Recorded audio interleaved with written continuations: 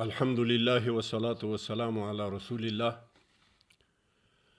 د ما ډیرو قدرمنو مشرانو علماء کرامو، السلام علیکم ورحمت الله. زه یو څو مختصر عرایض له تاسو سره شریکوم. الله عز وجل دی ما ته په ویلو او د ما ورونو ته په اوریدلو باندې د الله رضا را نصیب کړي. أعوذ بالله من الشيطان الرجيم. بسم الله الرحمن الرحيم.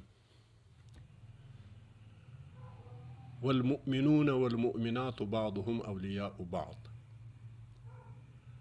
الله سبحانه وتعالى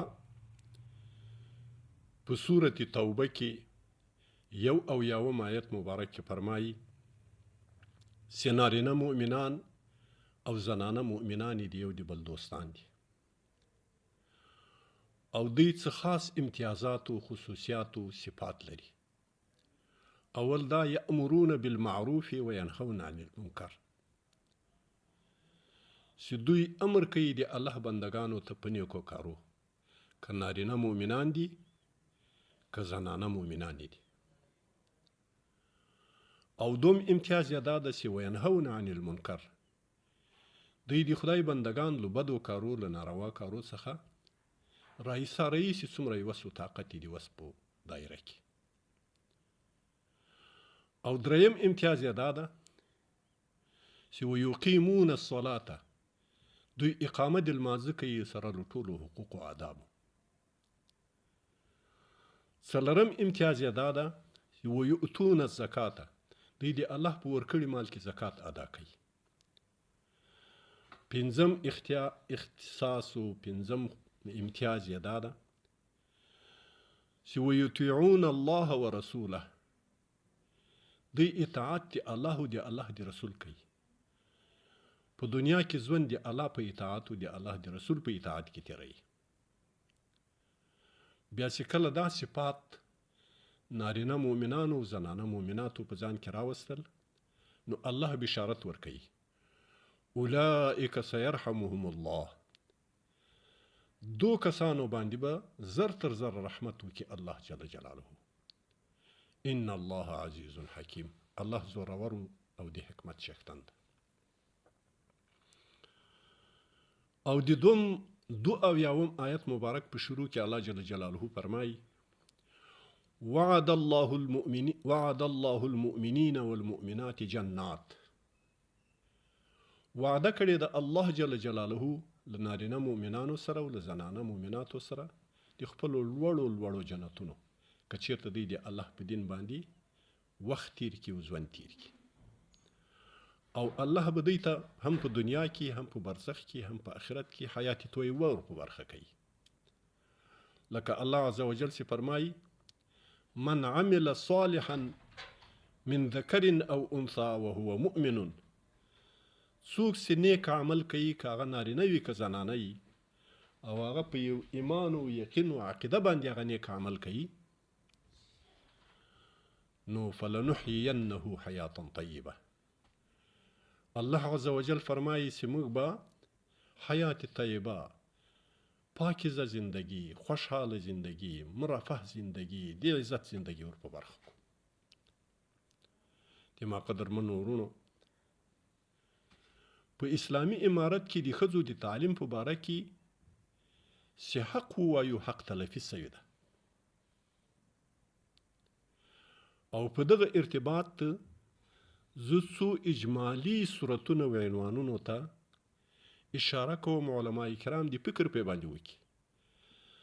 که دا عرایض د ما د شریعت خلافي د الله په خاطر دی په هر ذریعه او طریقه سره سي ما تنبیه پومی دی کی پی باندې. او که چیرته د شریعت خلاف نه وي چې ما ته خو ډیر مشکل کې ښکاریږي چې دا د شریعت خلاف نه ده بلکې په امارت کې خلاف د شریعت موجود ده، نو که بیا په دا زرګونو علماء کرام، په سوونو علماء کرام او عهدهدار علماء کرام خالي خپلو تنخواګانو ارګا بارګا باندې دوی ویریږي او ډاریږي او حق نسی ویلی، نو بیا یو عظیم خطر ده چې په ورځ محشر باندې به موږ د ګونګو شیطانانو په تور باندې الله ته حاضرېږو پیشیږو. بیا به د دنیا ارګا بارګام را څخه تللي او آخرت به مو خراب وي، حق به م نه وي ویلی. د ما قدرمنو ورونو، اول پیشنهادو یا اول عنوان د ما د خبرې دا ده چې علم نافع کمال او فضیلت ده، که د معاش علم وي که د معاد وي، او دنیوي او حرفوي کسبي علوم دا فرض کفایي دي. مباح یا مستحب بلل په شریعت کې تحریف ده. فرض کفایي علوم او د فرض کفایي حکم دا د چې په ادا کولو کې ثواب د فرضو ده، نو دا مباح نسی بلل کېدلی. د مباح عمل حکم دا ده چې نه ثواب لري نه عذاب لري. نو دا علوم، دنیوي علوم، ساینسي علوم، عصري علوم، دا فرض کفایي ده. د فرض کفایي ثواب الله ورکوي. که ټول امت یې پرېږدي، ټول مسلمانان یې پرېږدي، همدغسې غاړې پې باندې بندېږي لکه یو فرض لمونځ یې پرېږدي. خو د کفایي مطلب دا ده چې که یې ځینې مسلمانان ادا کړي، د نورو غاړې پې باندې خلاص دي. او بله خبره دا ده چې دنیوي علومو ته غیر اسلامي علوم ویل دا د شرعي نصوصو مخالفت ده. او په دې وجه مخالفت ده چې حضرت آدم علی نبینا علیهم الصلاة والسلام ته الله منقبت د استعداد د خلافت د الله په مخ مځکې کې د همدغه مطلق علم په واسطه باندې ورکړی. وعلم آدم الاسماء كلها. الله عز وجل فرمایي چې آدم علیه السلام د ټولو مسمیاتو اسماء زده کړل او الله هغه ورته وښودل، او د هغو په برکت باندې دی په ملایکو باندې کامیاب سو، بریالی سو، او استعداد و استحقاق دی منقبت دی خلافت دی الله په مځکه کې د واخیست، او په اسمانونو کې مسجود الملائکه جوړ سو. دا ټول علوم ښیي، ځکه نص دی قرآن عظیم شان عبارت النص هم دغه داسې کلها. نو مفسرین کرام ټول فرمایي چې هغه ځینې روایاتو یا ځینې اقوال چې د مفسرینو راغلي دي چې تخصیص ورکوي په دې علم د آدم علیه السلام کې ترشا دا صحیح نه ده. صحیح خبره دا ده چې عبارت النص د قرآن عظیم شان دا ده چې وعلم آدم الاسماء كلها. الله آدم علیه السلام ته د ټولو نومونو د شیانو، د خواصو د هغو، د مفاداتو د هغو، د اسرارو د هغو هغه ورکو، تعلیم یې ورکو. او دا مطلق علوم هم اخروي ورته شامل ده او هم دنیوي ورته شامل ده. او د دنیوي شیانو، اشیاو یا مسمیاتو، اسرارو، منافع دا معین دغه د ساینس علوم دي، د عصر علوم دي. او بل الله عز وجل فرمایي چې واعدوا لهم ما استطعتم من قوه.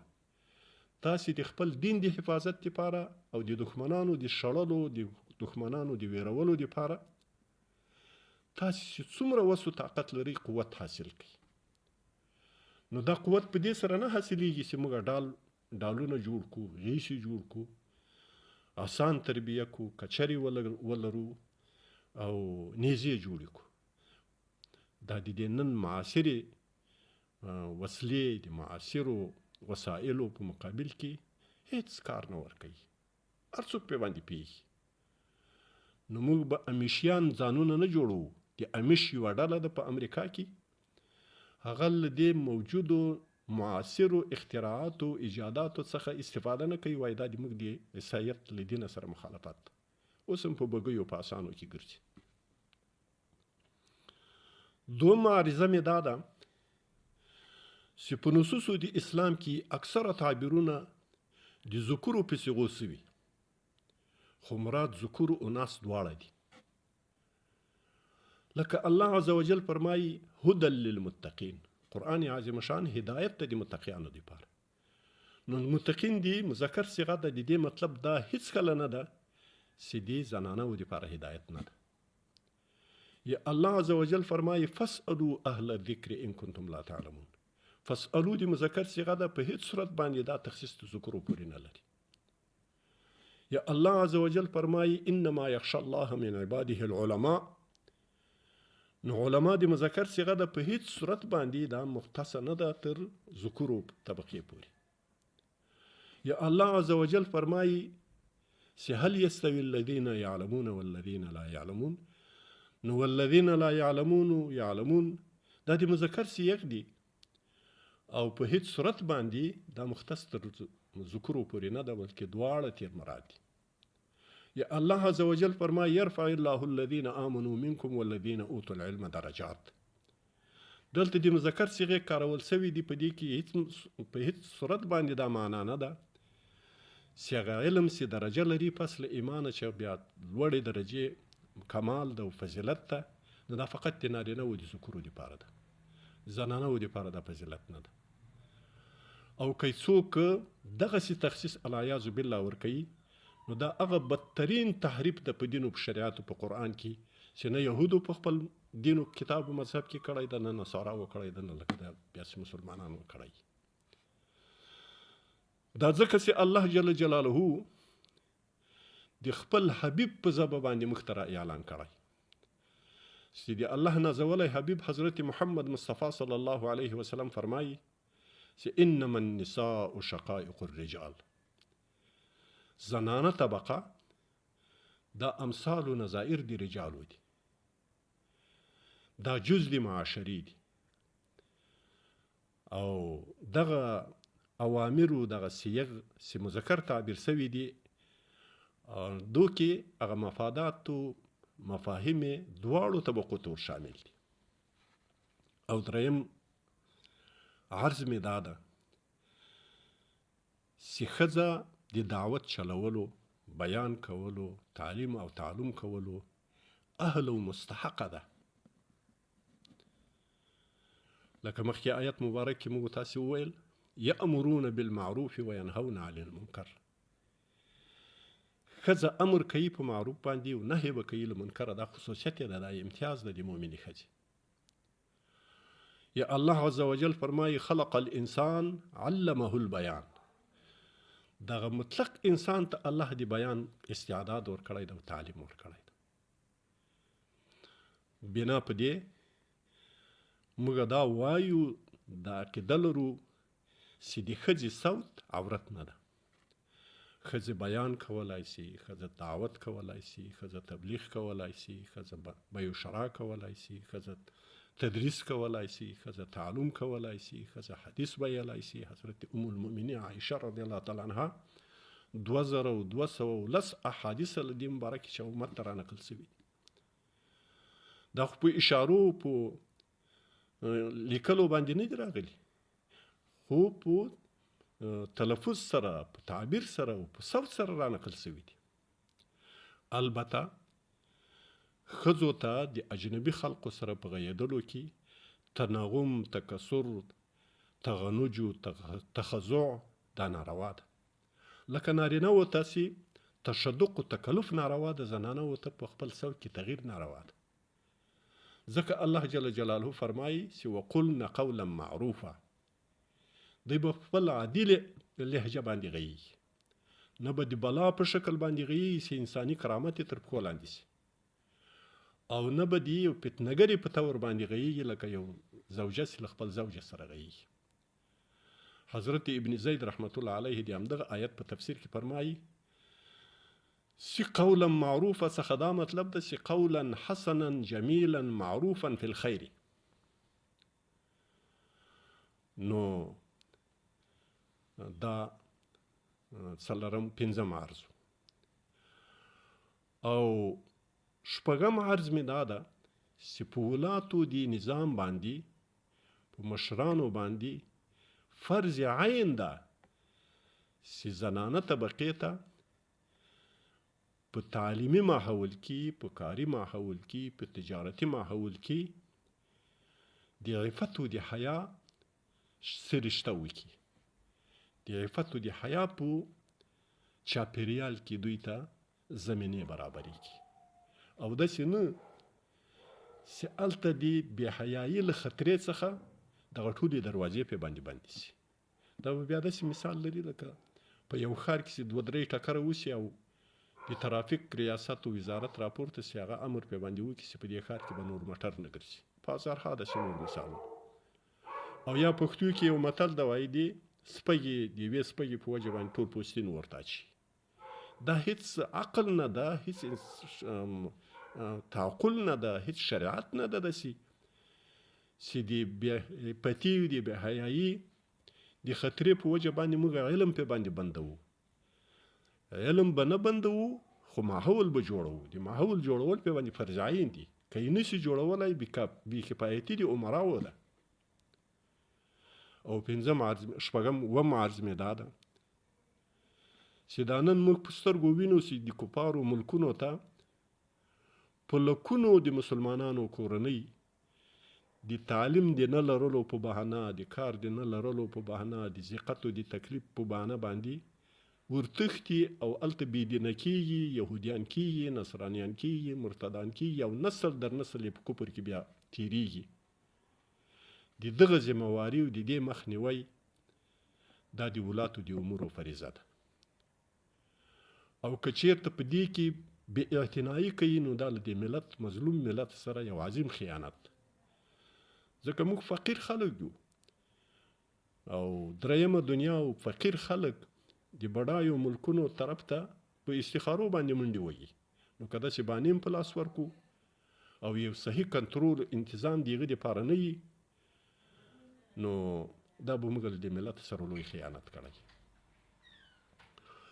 او اتم پیشنهاد مې دا ده چې که د سیکولرو ملکونو ښځې بې حیا سوي دي د تعلیم په وجه، د شاوخوا ګاونډیو ملکونو یا کفري ملکونو زنانه د تعلیم په وجه باندې بې حیا سوي، بې عفته سوي دي، نو دا بیا د مسلمانانو دپاره د اناسو د تعلیم د بندولو شرعي دلیل نه ده. موږ باید دومره سادهګان نه یو چې موږ ووایو چې موږ په خپلو خویندو لوڼو باندې تعلیم نه کوو، د دې دپاره چې په امریکا کې د تعلیم په وجه د ښځو څه حال ده. نو هغه خو د هغو ماحول ده.